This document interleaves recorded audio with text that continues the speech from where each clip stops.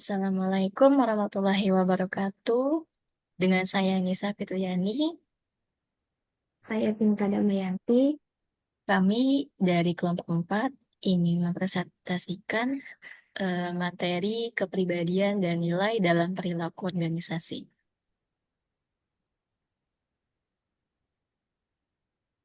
Di sini ada definisi kepribadian. Kepribadian adalah pola karakteristik dari pikiran, perasaan, dan perilaku yang konsisten dalam berbagai situasi dan membedakan satu individu dari yang lainnya.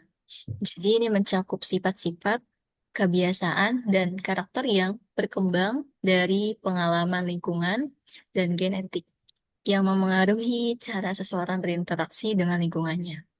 Adapun menurut para ahli, kepribadian ini sering didefinisikan sebagai karakteristik individu yang membedakannya dari orang lain, seperti sifat ekstrovert, introvert, atau stabilitas emosional. Di sini ada faktor-faktor kepribadian dibagi menjadi dua kategori, yaitu faktor internal bawaan dan faktor eksternal lingkungan. Di sini ada faktor internal. Pertama ada faktor genetik. Ini dipengaruhi oleh warisan biologis dari orang tuanya. Yang kedua ada struktur fisik. Di sini ada kondisi tubuh dan kesehatan. Ketiga ada sistem saraf fungsi otak. Di sini ada neurotransmitter dan hormon tertentu. Yang kategori kedua ini ada faktor eksternal. Yang pertama dari keluarga, lingkup keluarga, pola asuh, dan hubungan dengan orang tua itu memiliki pengaruh yang besar. Yang kedua ada pendidikan, pendidikan formal maupun informal. Ketiga, lingkup media dan teknologi informasi dari media sosial seperti televisi, internet, dan dapat memengaruhi pandangan gaya hidup dan perilaku individu. Di sini ada sifat-sifat kepribadian, Myers-Briggs Indicator. Di sini ada extrovert, PS introvert, perasa PS intuitif, memikirkan PS merasakan, menilai PS menerima. Ada model 5 besar kepribadian, Big Five Personality Trends. Kerangka kerja psikolog yang mengkelompokkan kepribadian manusia ini ke dalam 5 dimensi utama. Pertama itu ada extroversi. Di sini tuh ada ciri kepribadian yang ditandai dengan kecenderungan individu untuk mendapatkan energi dari interaksi sosial dan menikmati lingkungan yang melibatkan orang banyak. Jadi sifat ini tuh cenderung ramah, komunikatif, dan merasa nyaman berada di tengah-tengah keramaian. Yang kedua ada keramahan. Ini sifat seseorang yang mencerminkan kebaikan, kehangatan, dan kesediaan untuk membantu atau berinteraksi dengan orang lain secara positif. Ini menunjukkan empati serta perhatian terhadap kebutuhan dan perasaan orang lain. Sifat ini tuh sering membuat orang lain merasa nyaman dan dihargai dalam suatu hubungan atau interaksi. Yang ketiga tuh ada kehati-hatian. Sikap ini mencerminkan perhatian dan kewaspadaan dalam bertindak, mengambil keputusan untuk menghindari resiko kesalahan atau dampak negatif. Orang yang berhati-hati ini cenderung memperhatikan segala kemungkinan dengan teliti dan memastikan segala sesuatu itu berjalan sesuai rencana. Yang keempat ada stabilitas emosional. Ini seseorang untuk mengelola dan mengontrol emosi mereka dengan baik sehingga tetap tenang dan tidak mudah terguncang oleh tekanan, konflik, dan situasi sulit.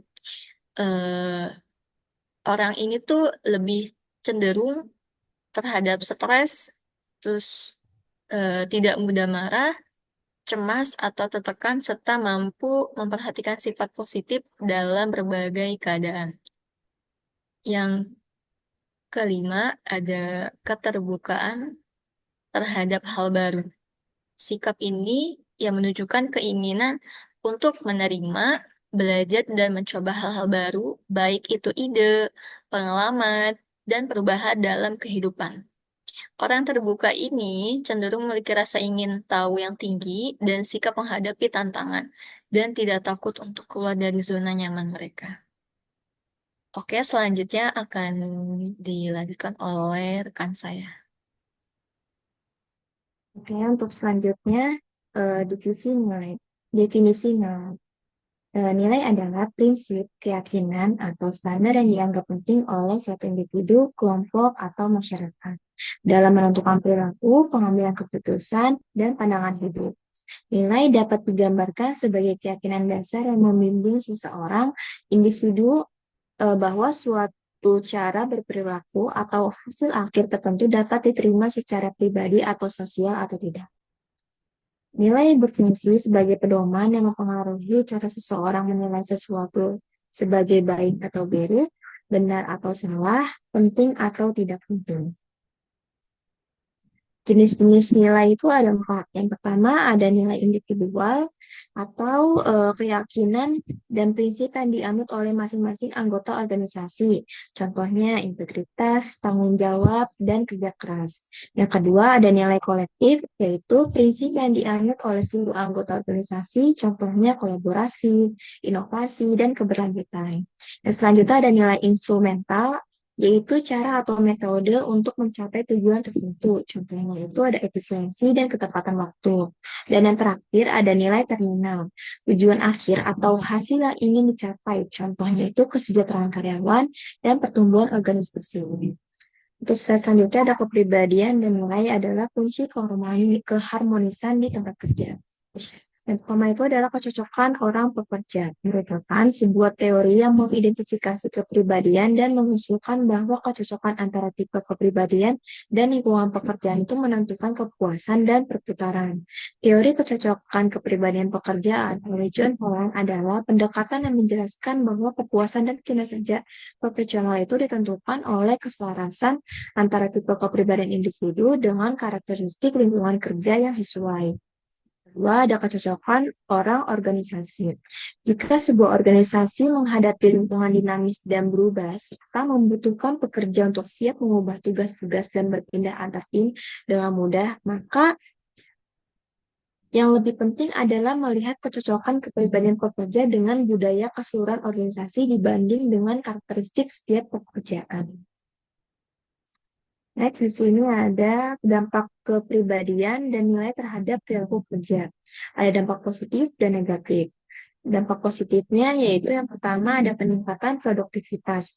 Kepribadian ekstrovert itu lebih cocok dalam pekerjaan yang membutuhkan kolaborasi seperti pemasaran dan manajemen tim. Tugas dengan baik dan tepat waktu, nilai kerja keras. Karyawan dengan nilai ini itu cenderung memiliki motivasi tinggi untuk menyelesaikannya. Yang kedua itu ada menciptakan lingkungan kerja yang seimbang.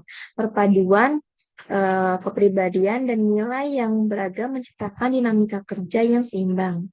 Selanjutnya ada dampak negatif. Yang pertama itu ada ketidaksesuaian nilai dan kepribadian dengan pekerjaan. Kepribadian introvert di pekerjaan, ekstrovert karyawan memungkinkan merasa tertekan jika bekerja memerlukan banyak interaksi sosial. Nilai individualis dalam tim kolektif, sikap individualis dapat menghambat kerjasama dan memicu ketegangan tim. Yang kedua, ada konflik antar karyawan. Perbedaan kepribadian dan nilai kerja seperti dominan versus pasif atau hasil versus proses dapat memicu konflik dalam tim. Baik, sekian dari kelompok 4. Kurang lebihnya mohon maaf. Wassalamualaikum warahmatullahi wabarakatuh.